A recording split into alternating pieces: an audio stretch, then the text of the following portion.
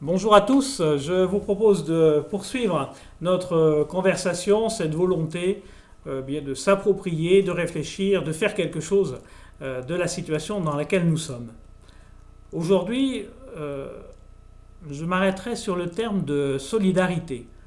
Nous la voyons et nous la vivons tous les jours à 20 heures, où des hommes et des femmes sont à leur balcon, à leur fenêtre, pour dire leur solidarité, leur reconnaissance au personnel hospitalier, au personnel soignant. Et puis on la vit aussi avec les médecins, les chercheurs du monde entier qui communiquent, qui essayent de trouver des solutions. On pourrait espérer que cette solidarité internationale se vive pas qu'à ce niveau, mais en tout cas pour l'instant c'est celui qui paraît être le plus important. Et tout cela, eh bien, avant le coronavirus, était posé question parce que la solidarité eh bien, n'allait pas de soi. Vous avez tout un tas d'études qui montrent qu'il y a des relations dégradées de solidarité entre les générations, mais aussi à l'intérieur même d'une génération. Généralement, on trouve le responsable et le coupable, au moins dans les pays riches, c'est l'État. Et jusqu'à présent, on dit c'est à l'État d'être solidaire. Est-ce que cela nous dédouane de réfléchir à la question? Je n'en suis pas vraiment sûr. Est-ce que la Bible dit quelque chose là-dessus?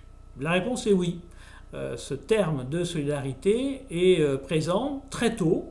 Dans l'Ancien Testament, vous avez dans un livre qui s'appelle le Lévitique une scène où Dieu demande aux agriculteurs, lorsqu'ils moissonnent, de ne pas moissonner l'ensemble du champ, mais de laisser les épis au bord du champ pour les personnes les plus démunies. Et ce sera repris de multiples manières en disant « Soyez attentifs aux orphelins, aux veuves », qui étaient les personnes à l'époque qui étaient les exclus. Qu'est-ce que nous pouvons faire pour aujourd'hui? Eh bien, en temps de coronavirus, on s'aperçoit qu'il y a vraiment des gestes de solidarité, de personnes qui en aident d'autres, qui prennent des nouvelles, qui font des courses, etc.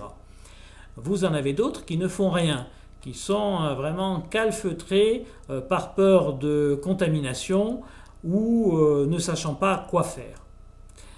Eh bien, la question qui nous est posée, c'est est-ce que nous sommes en capacité d'aller au-delà d'une solidarité de balcon et de faire un peu plus que cela. Et puis pour demain, lorsque nous sortirons du confinement, eh bien, cette question va à nouveau se poser. Est-ce que la solidarité va avoir dans nos nouveaux emplois du temps eh bien, un peu plus de place ou est-ce que nous n'y arriverons pas?